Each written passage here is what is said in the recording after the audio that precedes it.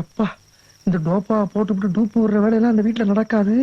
எப்படியாச்சும் ஓடிட வேண்டியதான். எல்லாம் தூங்கிட்டாளுங்களா? நீ நானும் ஓடிடலாமா? அடி செருப்பால பண்ணா பதிப்பையில அடே வாடி சக்லாத்தி மாமா சக்லாத்தி நைட்ல நூறு விடலான்னு பாக்குறியாடி? ஓடி போற என்னமெல்லாம் வச்சுக்கிட்ட அப்படியே ஜம்ப் பண்ணி வந்து ஒரே மிதி. அப்புறம் லாரில அடிபட்ட நாய் மாதிரி நஞ்சு அலஞ்சி சொல்லிட்டாமா.